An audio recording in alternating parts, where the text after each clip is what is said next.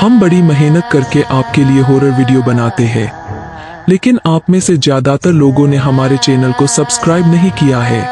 अगर हमारी भयानक कहानियां आपके दिल की धड़कनें तेज करती है और आपको रोमांच से भर देती है, तो हमारे चैनल को सब्सक्राइब करना ना भूलें। तो आइए इस डरावने सफर में हमारे साथी बने, सब्सक्राइब करें और हमारी हर नई कहानी का हिस्सा बने। मसान की रात। अंधेरी रात, एक सुनसान गांव। हवा में सन्नाटा पसरा है, सिर्फ कुत्तों के भौंकने की आवाज ही सुनाई दे रही है। गांव के किनारे एक पुराना मसान है, जिसके बारे में कहते हैं कि रात को वहां आत्माएं घूमती हैं। एक साहसी युवक राहुल इस डर को चुनौती देने निकलता है। क्या वो जिंदा लौट पाएगा? गांव के लोग मसान से डरते थे। कहते थे रात को मसान से आत्माएं निकलती हैं और गांव में आतंक मचाती हैं। कोई भी अकेले मसान के पास जाने की हिम्मत नहीं करता था। लेकिन राहुल एक अलग ही किस्म का लड़का था। उसे डर से कोई मतलब नहीं था। एक रात उसने ठान लिया कि वो मसान के रहस्य को सुलझाएगा। रात के 12 बजे वो अकेले ही मसान के लिए निकल गया। मसान के पास पहुंचते ही एक अजीब सी ठंडक महसूस हुई। हवा में कुछ अजीब सा था, जैसे कोई उसे देख रहा हो। मसान के अंदर का नजारा डरावना था।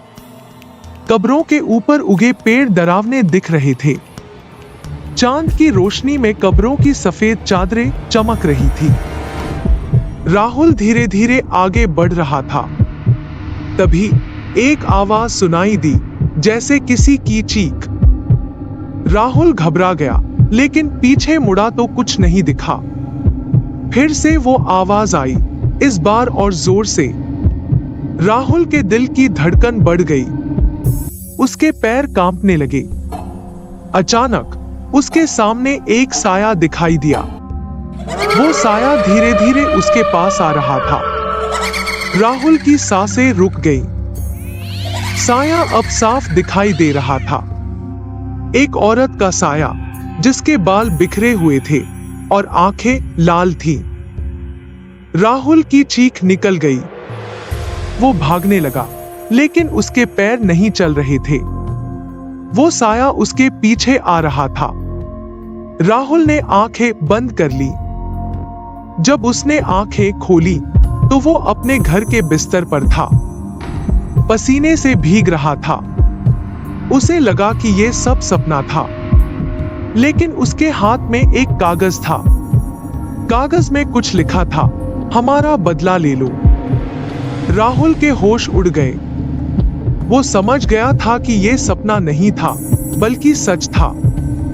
मसान की आत्माएं सच में थी और वो बदला लेना चाहती थी। राहुल अब डर नहीं रहा था, बल्कि उत्सुक था। वो इस रहस्य को सुलझाना चाहता था। वो फिर से मसान गया। इस बार वो तैयार था। उसके हाथ में एक पुराना किताब था, जिसमें गांव के इतिहास के बारे में लिखा था। किताब पढ़ने के बाद उसे पता चला कि इस मसान में दफन लोग किसी बड़े जुर्म की सजा भुगत रहे थे और उनकी आत्माएं अब बदला लेना चाहती थी।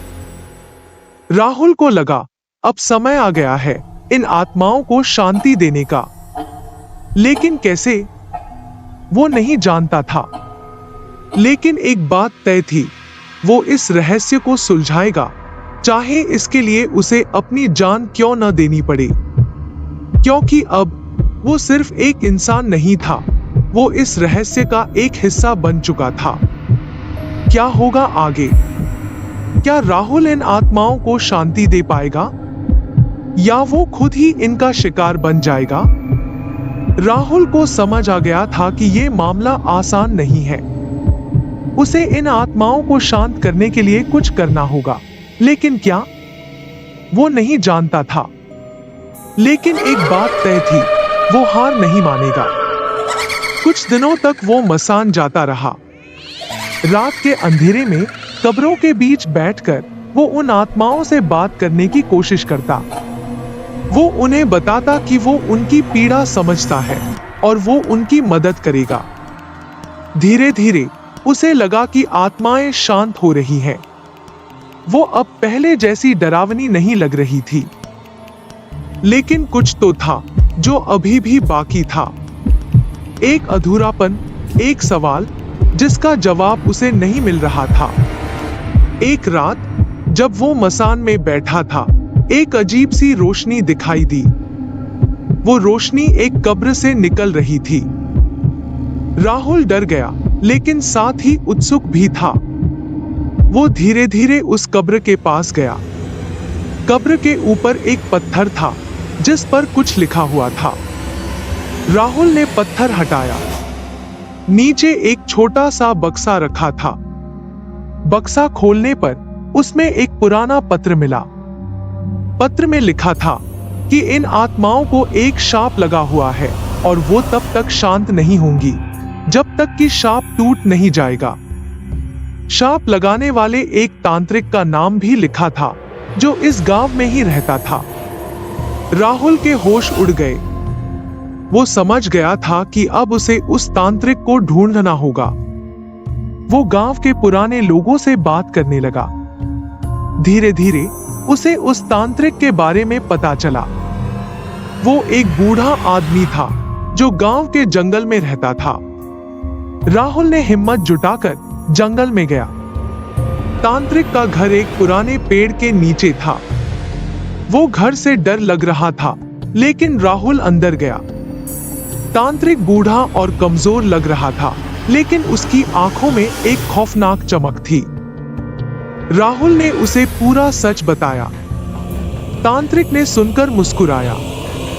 तुमने सही किया बेटा, तांत्रिक बोला। मैं ही हूं वो तांत्रिक जिसने इस शाप को लगाया था, लेकिन अब समय आ गया है इसे खत्म करने का।